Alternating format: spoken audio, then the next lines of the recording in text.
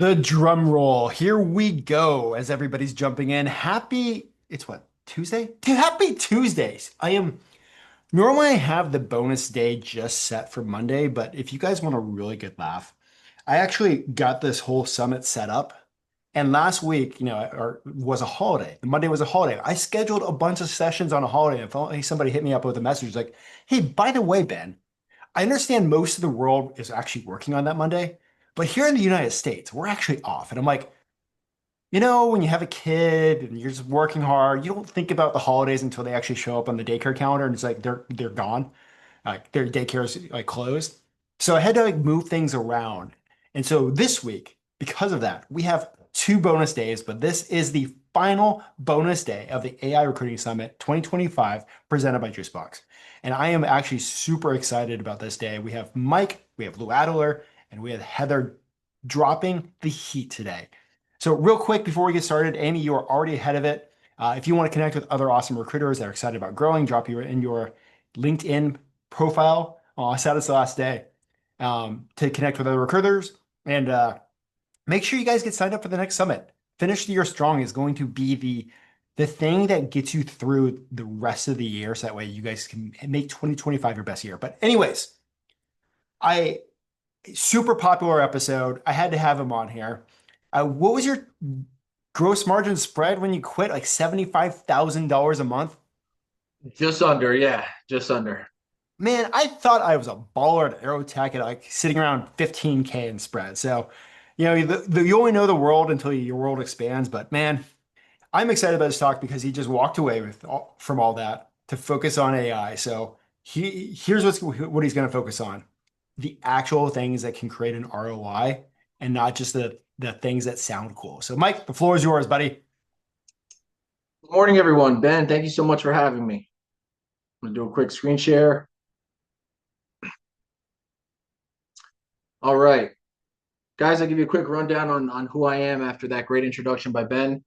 My name is Mike Mello. I'm the founder of SimpleSide AI. Just started SimpleSide AI back in June. Before SimpleSide, I worked in staffing for 10 years. I built up a book of business, doing $20 million in annual revenue. I got my book of business up to 75K in weekly GP, had over 130 contractors on billing, and I walked away from it all to start SimpleSide AI. All right, so what we do and what I'm going to provide for you today. What My goal for the presentation is to give you something that you can start with. So I'm very big on tactical advice as opposed to theoretical advice. So I'm going to go over our exact framework that we do with our clients. I'm going to share every single tool we use, and I'm going to give you the structure so you guys can get started, right? So my main goal is to give you something that you can take away from this. As far as what we do at SimpleSide AI, we help staffing founders and staffing salespeople with LinkedIn content creation, specifically to get more visibility from your customer and to drive leads. We help with lead generation. So using tools like Clay, very specific targeting to get you in front of the folks who buy your service. We also do internal process automation. Today, I'm going to focus mostly on the content creation and lead generation, but you guys have my handle. If you ever have questions about the internal automations, feel free to ping me. All right. So for any of you guys who follow me on LinkedIn, I'm super transparent about all the tools we use. We've only been in business since June, and we've already switched out some of the tools. So let me go over every tool that we use and why we use it and what we get out of it, right? So again, if you follow me, we love Clay. Clay is great for data enrichments. There seems to be some debate on LinkedIn whether personalization works or if it's a good strategy. From our perspective, it is. So if we're creating an outbound automation, we're using Clay, we're pulling who's recently been promoted, we're pulling companies that have received funding, we're pulling companies that will receive funding. We created a cool API for companies that recently received a patent, right? So we want prospects to know that, hey, we did a little bit of research, right? We put some effort into this reach out. We use Smart Lead. I love Smart Lead. We onboard multiple clients through Smart Lead. For anybody who's just looking to get started, Lemlist is a great solution, right? We actually started with Lemlist, got to a point where we had so many clients, Lemlist, we couldn't use Lemlist. But if you're looking for outbound email automation, Lemless is a great place to start. There's several different tools. Expandy, right? I know some folks use Dripify. Expandy helps with automating messages through LinkedIn. So our strategy is to do outbound email automation, targeting an ICP. We do not get meetings through email. I know some folks in other industries do. From our perspective, email is for visibility, it's for value. Where we actually convert and book meetings is with LinkedIn DMs, right? So Expandy is a great place to start with that. GPT, right? I feel very adamantly about this. Okay, so excuse my passion. Don't use GPT to write your LinkedIn posts. People will know it hurts you. If you want to get like one or two out of 10 or 15, right? I get it. GPT is great to dive into your ICP. So let's say you know your specific ICP and you research the top 10 pain points for them. You research the top trends, right, that your ICP is seeing. You research top trends in a specific city where your ICP is, right? That will help you. That will expedite what you want to do. Some great tools, right, for folks that are interested in posting video content. Riverside, right? We use Riverside. So we sit with our clients, we record our sessions. We will cut up the post based on the content pillars. I'll go into this in more depth, but a good place to get started, guys. Riverside, very affordable too. Opus Clip does the exact same thing, right? All these platforms do is you'll do an hour session with yourself, or if you have a teammate that you want to do it with, record and then cut it up, and that's going to give you your shorts, right? Just to get started, those tools are fine, right? If you want to use this as a long-term strategy to drive business, I do recommend you get an editor, just because there's certain nuances that the AI is not necessarily going to catch. But again, just to start, Riverside, Opus Clip, those are fine. Appify is a tool that we use. So we use Appify to scrape jobs. We use Appify to scrape relative information that we can send to a prospect to increase the likelihood that we can book a meeting for our clients. I personally do not recommend you just scrape jobs and send messages. I don't think that's a good long-term strategy. As somebody who worked in staffing for 10 years, took a relationship first standpoint, I don't think that's a good long-term strategy. But scraping jobs every now and again, just to show that you did some research and implementing it within the automations, it's been helpful. Internal automations, right? So for my non-technical folks that I can relate to, make.com is great. Okay. So if you're looking for ways to format resumes, if you're looking for ways to communicate with your team quicker, if you're looking for ways to automate job postings, make.com is a great, great, great solution. I have someone on my team who's technical, who uses N8N. N8N is, I don't want to say you need to be technical, but it's harder, right? So for my sales folks and my non-technical folks, make.com is great. N8N is that higher level tool that's going to help with deeper automations. All right, I do want to share my beliefs about AI, because I get these calls often where people will come and they'll say, hey, can I use AI to replace this function? Can I use AI for all my content creation? Let me go over step by step what I believe about AI. AI is powerful, right? And I believe it's supposed to make us better, specifically staffing sales folks and staffing owners, right? If you can amplify what a great salesperson is already doing, boom, that's how you win, right? When I was in staffing, I had 2 enterprise accounts.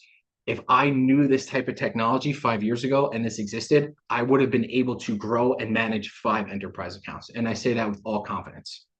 Content creation, right? Guys, your customers and your prospects want to know who you are. They want the imperfection. If you guys follow me on LinkedIn, I did a series last year about trying to fill 100 jobs. And my last post was how I missed it, right? And your audience wants to see that. I do not believe AI can do that. I do not believe AI is a substitute for genuine value-based content creation. However, AI can help you get out more, and it can help with brainstorming. But again, I don't believe it's meant to replace it. When we use AI, right, we're looking 2 questions. And this is for my personal self. This is what we do with a client. Does this save time and give a recruiter, a salesperson, an agency owner more time to drive revenue, run their team, bring in new accounts? Or does it specifically lead to outcome, right? Do these automations book meetings? Does this help us get a new agreement? Does this help us increase leverage with our current customers so they view us as the experts, right? Um, I know you get these messages, right? I think I got two or three this morning. Bad AI, generic automated outreach will destroy your brand. It will hurt you. If you do lazy outreach, if it's just AI, if it's not personalized, if you put zero effort into it, it's going to hurt you so much more and it's not worth it. You're better off doing it manually if you don't know how to properly do it with AI and automation. All right, look, this is the exact blueprint that we use for our clients. This is the exact blueprint I use for myself to grow my staffing book. This is the exact blueprint that I use to grow Simpleside. And again, the exact blueprint that we use for our clients, right? Step one, who's your ICP?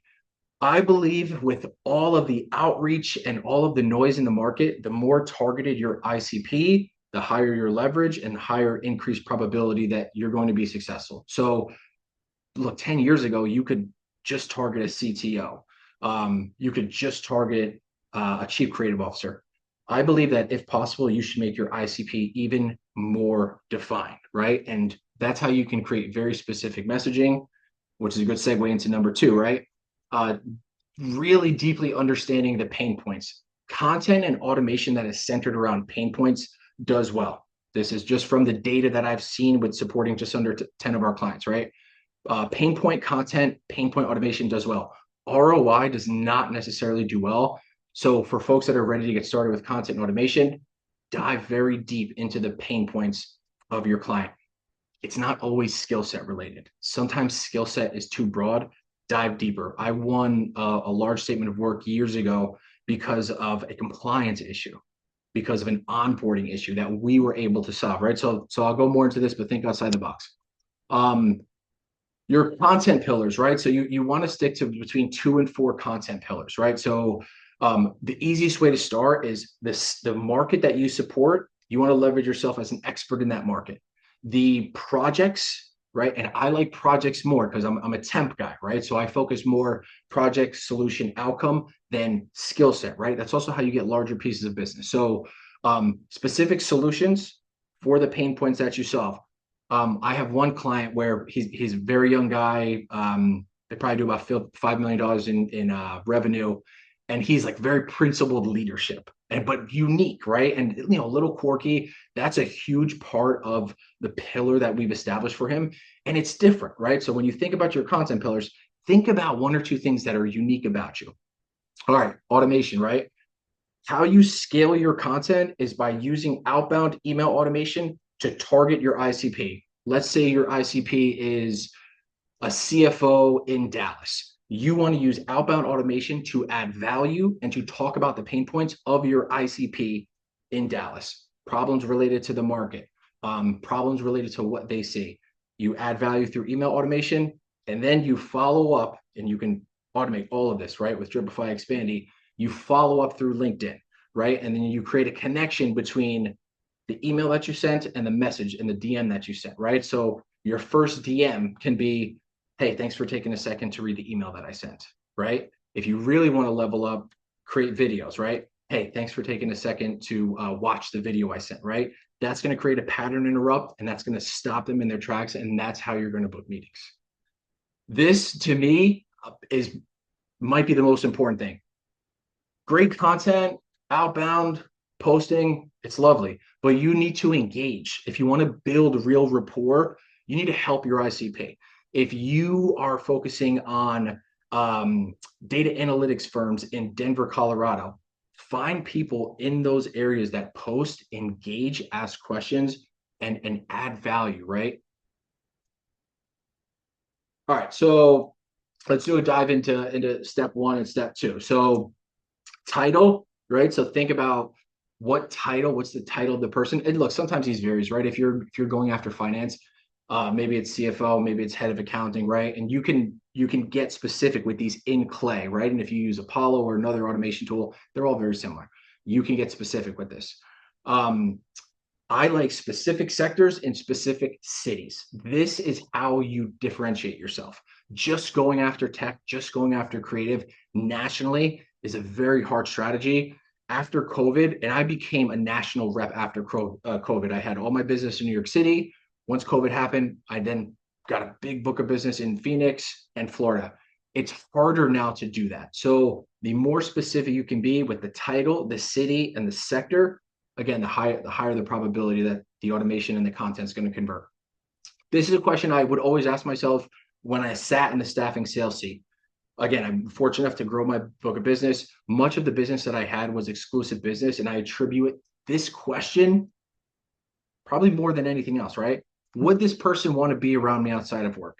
If you are targeting an ICP who is nothing like you, who may see the world differently than you, doesn't have any shared interests or values, it's going to be hard for you to develop real rapport with that person. And think about that on both fronts, right? Would your ICP want to hang out with you outside of work? Could you have a conversation not related to business, right? This is really important for the folks that want to be in staffing for 10, 20, 25 years and scale an agency. All right. So again, main pain points, right? I use GPT every day to brainstorm, right? So this helps me, right? Whether it's a client that wants to get in front of more CFOs, whether it's a client that wants to get in front of build a brand around data analytics, right? Think about the biggest problems. If you are in engineering or tech, you should be talking about proxy candidates, right? That is, in my opinion, the biggest problem right now that companies are facing, right? So talk about your view on it. Give value, give a client a way to solve that problem before they pay for your service, right? Create a playbook around that, but talk about that specific pain point and how you solve it, right? Talent wars, right? This works really well for B markets. Okay. So if you're in a B market city and the big companies are coming in, right? And they're starting to scoop up talent, talk about that. Talk about how that's impacting the local market. Talk about the data behind that. Give someone who owns a mid market services firm advice and guidance on what they can do to keep folks, right? Use GPT to help you and guide you, but this is what your content should be focused around. Hey, here's 3 interview tips. Like that doesn't work. What works is value-based content for the person who will give you money, your ICP.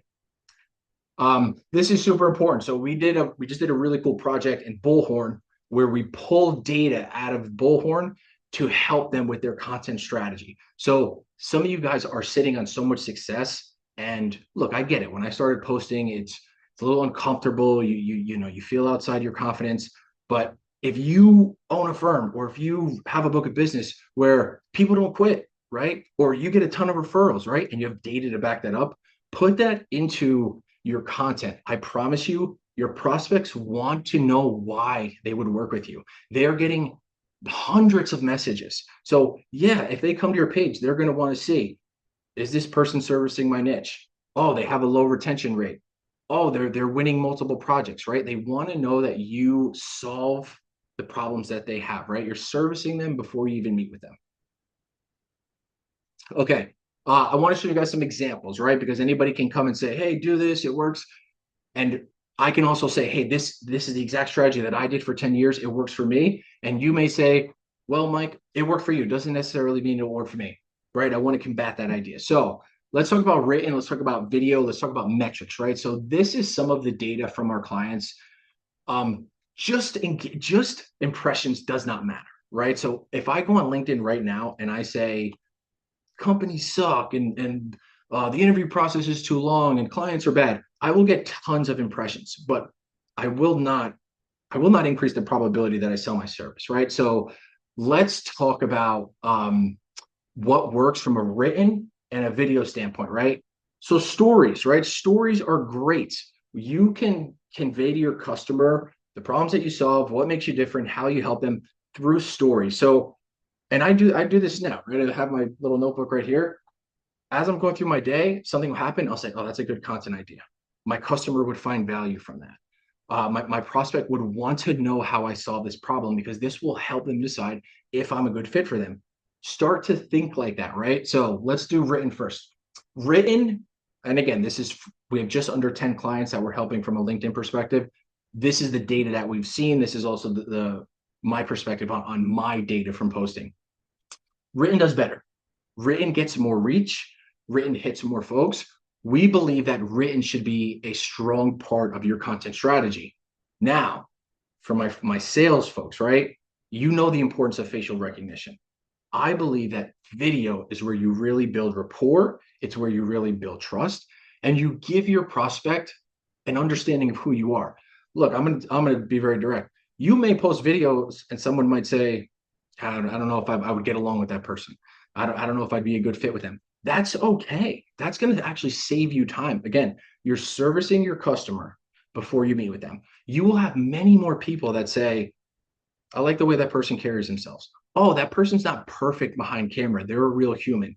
They will start to build a rapport with you through your video. So, um, again, face-to-face connection. These are just some of the examples. So when you guys start posting, I want you to have an idea of where you should be. So this is the anomaly, just by the way, full transparency. A new client that we brought on, we got them a 3,000% increase in members reached. That number is important because that's who sees your stuff. Impressions, not so much, right? 2,500% increase in impressions. For a different client, right? 100%, 40 increase in members reach, 130% increase in impressions. Members reach is important. You want to track that. Profile views, right? Think of this as a sales funnel. Here's my content. Here's my stuff. Is it valuable enough for someone to click it and come to my page, right? In staffing and recruiting, people don't talk about sales funnels enough. They are real and they will help you if you understand the structure of them. Um, Again, video content, I feel that is the best thing you can do for your business, and to increase leverage with your customers, position you as the expert, and bring in new business as well. Quick overview, right? Pain points, right? What pain points does your ICP face? Your unique expertise and insights. If you have been doing this for 3, 4, 5 years and you've been successful, you are doing something unique to stay in the game. Staffing recruiting is, you know how hard it is. The turnover is through the roof. You, in order to be successful, you have some unique approach, whether you realize it or not. I encourage you to think deeply about that and make that a part of how you show up online. And why do you show up online? You do it for your prospects and the people that might want to work with you. What makes you different from your competitors, right? This is more important than ever. Your content can help separate you, right?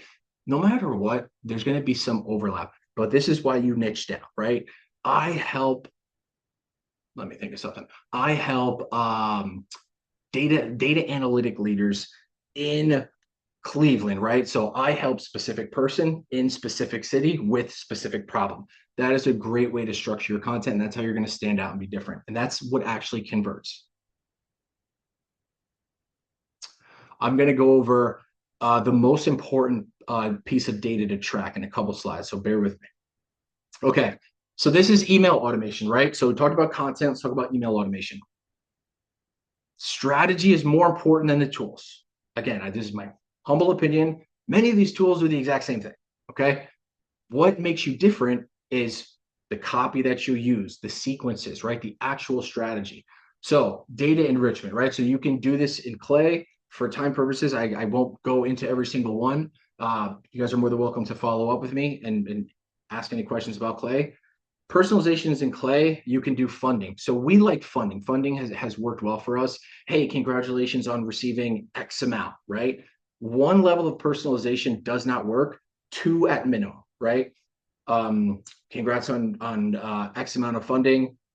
I help I help Dallas CTOs, mid-market Dallas CTOs solve this problem, right? Very specific. We did the research on who the person is, where they are. I don't like national automations. They do not work. Specific city, specific person, specific problem. Promotions are great, right? Congratulate. This is very good for any enterprise reps on the call.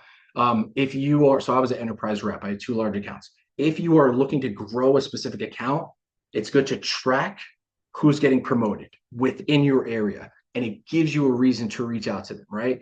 Congratulate them on the promotion, add value, right? Talk about what you're seeing, find a way to add value that doesn't necessarily include you asking something.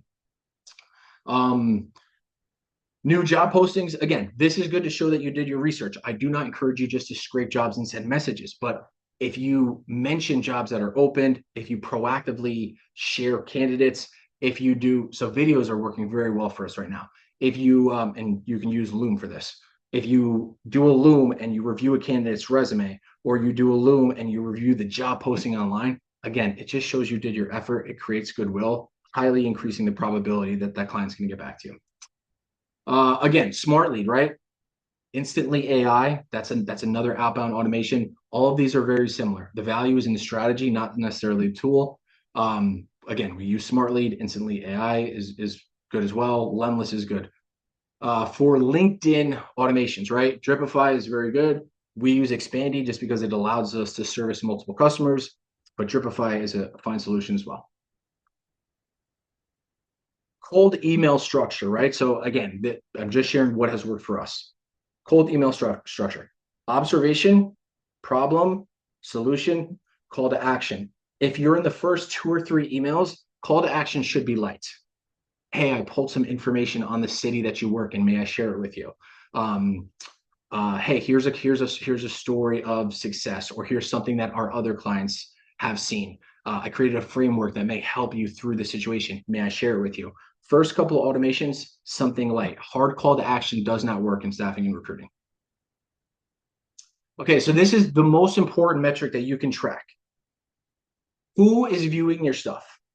More important than anything, right? If you get 100 people that view your post and they are all your ICP, that's a lovely post, right? If you get 1 million views and 10 are your ICP, right? It's an ineffective post. So this is the data from a client, right? Again, we are targeting a specific title, right? So we're targeting CFOs here. 10% of the folks that view the post are CFOs. That's good. That tells us that the content is relative and they're relating to it. Specific city, right? I recommend specific city, specific pain point, specific title. This is good to track as well, right? So if I showed you guys, even right now, even as I'm growing sample side, my views are still the enterprise accounts that I supported. It's probably going to take me a year to reprogram the algorithm. But if you're an enterprise rep, right, you want to see the names of the customers that you're supporting.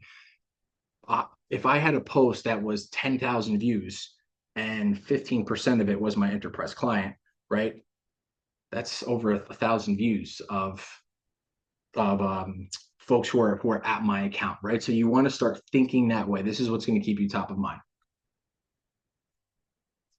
All right. So overview, step by step, right? Again, the goal for this presentation is to get you started, right? It's to get you started with some type of content schedule, some type of outbound schedule. This is not a substitute for the fundamentals, right? The goal is to meet with your customers in person, build real rapport with them, understand how you can help them, right? Transactional staffing and recruiting, maybe it works for a year, maybe it works for 18 months. Long term, the AI, the content, the automation, it's meant to help you build real relationships. So please keep that in mind. Again, this is something you could do tomorrow to get started. Download Riverside. Talk about the problems that you're solving. Talk directly to your ICP. Talk about the wins that you're having. Talk about industry-specific research, market research for your cities, stories, wins, right? That your ICP would find interesting. Cut that up, right? And you can do it right on Riverside. You can use the AI. Again, Opus Clip is a wonderful solution as well. Take that, cut it up, post it across all platforms, right? The goal is not perfection here, guys. The goal is progress, right? Get started to start building your brand and to start talking to your customers about how you service them. It will help you. Again, different leaders and different niches on different platforms, right? I'll give you a very specific example. I had a call with a founder a couple of weeks ago. Her ICP is on Facebook, right? So this is important to think about. Where is your ICP? For many of us, our ICP is on LinkedIn. That's fine. But if you run an influencer recruiting agency, your ICP might be on TikTok. It might be on Instagram, right? For this person I spoke with, her ICP was on Facebook. So think about where your ICP hangs out, right? Create outbound emails targeting your ICP, right? Lemlist, right? This is something that you can do tomorrow. Outbound emails to bring in your ICP, to bring them to your LinkedIn page using Expandy and or Dripify for follows, right? If you do this for 6 weeks, right, you will see something out of it. I encourage you to track open rates. Open rates means your copy is good. Bounce rates, right? That means that the leads are bad. So you want to evaluate where you're getting your leads from. Clay is excellent. We have it's well over 95% of lead accuracy. Open rates, impressions, not so much, but it's good just to have visibility on it. Profile views, is your content relating enough to come and actually attract your ICP? Members reach, I did this real quick, misspelled that, forgive me. Who's viewing your stuff, right? Members reach, are they coming? Are they viewing your stuff? Super important. 6 weeks, look at the data, and then you can create a strategy to start sending your content out and about. This is one of the main ways that I've built out my book of business. And it's great because you're telling your customer, hey, I service you. Whether you want to work with me or not, I service you. I solve the problems that you have. When you start to do that before you just reach out, everything will be easier. Double down, right? Double down on what gets the most traction. If I work with a client and I see, hey, when we talk about your ability to service venture capital firms and the engagement goes through the roof, let's do more of that. Let's create more content around that and let's start to send that around to your ICP, right? The data is important because it lets you know what you're doing is right or if it needs to be adjusted. If you do this, you will increase your leverage with your customer base. I guarantee it. The customers that already work with you will say, "Oh, that was great. I appreciate you sharing this. Oh, I didn't look at it that way. You shared a new perspective, right?" As people in staffing and recruiting, some of you guys might have heard me on Ben's podcast. I talked about the Challenger, which is a wonderful book. Our job is to sometimes change the perspective of our clients, right? So if you share a piece of content that's valuable, your customers and your prospects will associate you with that value. And if you share something with them that challenges their perspective, you will never be hungry. All right. So I'm going to challenge you now. All right. So I came up with this. You guys have all the tools. Again, our clients pay us a hefty retainer for everything I just shared with you. You have all the tools, you have the framework, you have the strategy. I encourage you to get started, right? So this is the best way to get started. Oh, think about your exact ICP, hyper specific, right? Think about 3 content pillars that you can share that would address the specific challenges your ICP has. Start commenting, right? Look, if you can post 3 times a week, I recommend 1 or 2 written, 1 or 2 videos a week, right? If you want to see quick traction, that's a great way to start. If that's too much, post once a week. Do 1 video a week, right? The video is going to build better rapport with your customers. Again, commenting, right? This is super important. Engage with your customers, add value, give them something before you ask anything from them, right? Record 1 video, cut it up, post, and automation, right? So I recommend you start with content, do 2 weeks of content, get that out there, get the data. I say, oh, my audience resonates with these pain points, and then build your automations around those pain points, build the copy around those specific pain points. I believe very strongly, I believe it so much, I quit my job and started a company to service it. I believe very strongly that this is the new sales process for staffing. I believe, look, in 2015, I went to the office and I made 100 cold calls and it worked. I got meetings. I grew my book of business. I got SOWs. It was wonderful. Today, that doesn't work. Cold calling is still a part of what you should do, right? That's another sequence that I left out, right? If you start calling the leads that are engaging with your content, game changer. But I believe that every staffing firm in the next 6 months will be tracking content as a KPI: calls, emails, posts, comments, right? I feel very, very strongly about that. Guys, thank you so much for your time. Looks like there's some questions. I appreciate everybody taking the time to listen. Do you see some questions in the Q&A box? I'm going to come to that right now. Let's see. And there's a few in the chat too, but make sure to check the Q&A box. Yep. All right. Where did the video content 3,000 impressions come from? LinkedIn. Yeah, that's a LinkedIn post, right? Have you tried HeyReach? I have not. Are there any tools you found to be a waste of? That's a good question. Any tools you found to be a waste of time and money? There are so many out there, it's overwhelming. We got pretty fortunate. So we went with Lemlist. Here's a mistake I made, Tara. I got a bunch of the different AI, what would you call it? GPT's competitors, right? So like I got Anthropic, and we had like 3 or 4 of them at once, and I was like, let's just stick with GPT. So that was a mistake that we made. We got a couple different AI tools. I recommend you just use one. Even if one is more impactful than the other, you'll make up for it on the simplicity by just using one. This is a great question. Yeah, these are such good questions. Length of time, under 60 seconds. Okay, so what we do, right? I do not view LinkedIn as a long form platform. So if you can post a video that's 5 minutes on LinkedIn and people stay with you and you want to evaluate the watch time, great, do more. From my experience, it doesn't work like that. So I almost view long form on LinkedIn at 90 seconds. So anything between 60 and 90 seconds is what I break down as long form on LinkedIn. So we do a mix of 60 to 90 seconds.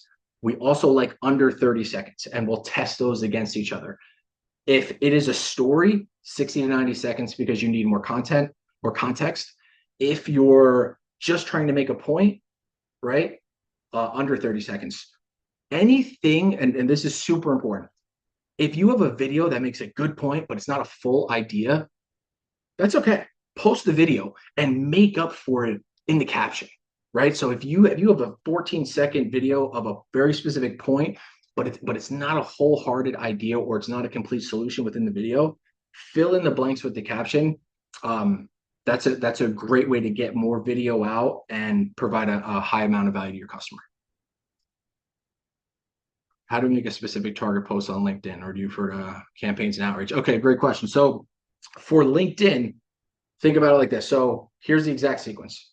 Outbound email automation. Let's say we're looking for just CTOs in Baltimore. We'll reach out to 1,000 CTOs in Baltimore, and then we will add value, right? We'll talk about a pain point. We'll talk about a new development, right? Based on who opens that email campaign, our automation then follows up with them on LinkedIn. So our automation on LinkedIn will say, thank you for taking a second to read the email I sent. Wanted to send you a note here so you can put a face to the name. The goal of that is to bring them to their page. Now, if you have a good content strategy, when that CTO from Baltimore opens the email, sees your LinkedIn message, and then goes to your page, they now see content related to Baltimore. They now see content related to the pain points of a CTO. How long does it take to build rapport? 1 year, hopefully not. But my point is building a brand for my new business has been, yeah, building a brand is a long time. How long does it take to build rapport? 2 months? No, longer than that. You can have someone associate you with value within a month, 2 months, right? If they keep seeing your face, you're adding value, you're talking about their pain points. To build real rapport, in my opinion, takes at least 6 months. When you think of your content, this is very important, right? Most people think they are talking to an arena. You're talking to a marching band, right? And this is super important. And it took me years to understand this fully. If I put out a piece of content right now and 100 people get value out of it, for whatever reason, they may not see my content for the next week or 2 weeks or 3 weeks, but then it comes back to them, right? So it takes longer than 2 months to build rapport unless you are adding a tremendous amount of value, or obscene amount of value. I would target at least 6 months to really have your clients have real rapport with you from posting content.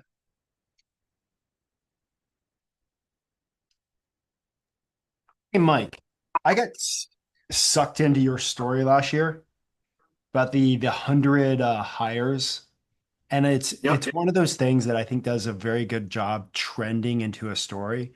Like, what Yep. kind of other like long term story ideas that recruiters can do over the course of like a certain amount of time that can pull people in? Yeah.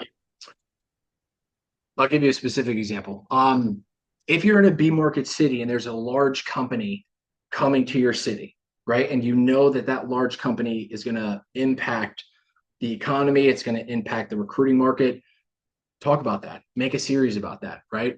Here's something I learned since Oracle announced they're coming to Nashville, right? And so series, one of the best ways to get content out there, and this is fun too, right, is to make a series, right? So again, think about a pain point that your customer would have, but that's a good place to start, right? Think about a current event. 10 every day for the next week, I'm going to share a lesson learned on proxy candidates. Today we had an interview and we realized that someone's lip was moving a certain way. We looked at our software. We and literally, you're just talking about the problems that you solve for your customer. If you do that, you will build good rapport with your customer. This is how we found it. This is how we solved it. This was our strategy. That is what your customer wants to see. And think about it from the other side too, right? If you were in the process of buying something or potentially purchasing a service, wouldn't it be helpful if you saw the person that you are engaging with openly talking about the problems that you solve for them? So Ben, that's one example that comes to mind. Somebody threw a question in the chat. Is it okay to repeat content over and over, like what we see in marketing campaigns for large firms? Definitely. Yeah, definitely. So, if for any of you guys who follow me on TikTok, I repurpose my content on TikTok. So on TikTok, all I do is talk about staffing and recruiting and business and automation and AI. I repurpose all my stuff on TikTok. LinkedIn, I have a little bit of a different view. I view LinkedIn as a more premium content platform. I do not personally repurpose my stuff. Um, I don't think it's going to hurt you. I don't think it's going to hurt you. Anything that's relative to time, right? I wouldn't repurpose it. But if you have a post that absolutely crushes it, and your customers say, I want to make sure I get your name right, and your customers say, "Hey, Sergio, like we love that post." Yeah, yeah, I repurpose it absolutely, and I'd also take that post and I'd say to my customers, what parts did you find the most value out of? And then I would restructure, and you can use GPT for this, right? And then I'd put that into GPT and I'd say, give me 25 ideas that are similar to this. This post got a lot of traction. I want to repurpose this content. Somebody asked, what's your TikTok handle? The handler, I'll tell you guys a funny story. I'm recording right here. It's the handler underscore underscore. I was at a dinner years ago for an enterprise client, and one of the executives had a few too many drinks. And my contract, the hiring manager told me about it, but didn't like officially invite me, and I still showed up. And the executive goes, "Oh, who's that?" And hiring manager goes, "Oh, this is Mike Mello. He works with Cena. He's the account rep." And the executive goes, "Oh, that's your handler." And everybody cracked up, and I felt this big. And then I said, "You know what? I'm gonna make a TikTok handle about that." So that's where that comes from. Somebody asked, can you do heat maps on LinkedIn posts? No, I don't. So I like organic data, and this is really good. So this is my personal opinion. In staffing and recruiting, everything you do from a marketing and advertising standpoint should be long term, because the value is the relationship. If you want exclusive business, if you want to have 100 contractors on billing, you need the relationships. Ad spend and heating up posts, that's fine if you're selling a product. My personal opinion is you're building the audience. You're building the audience, and that is where you'll start to get referrals too. So no, everything I do is organic. That, and look, that may change down the road, but right now I see more value in organic, value-based content, using automation to bring your customer to your LinkedIn page. That's where I see the most value.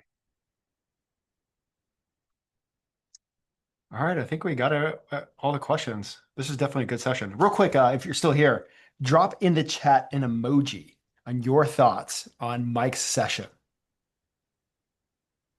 Drum roll. Dun, dun, dun.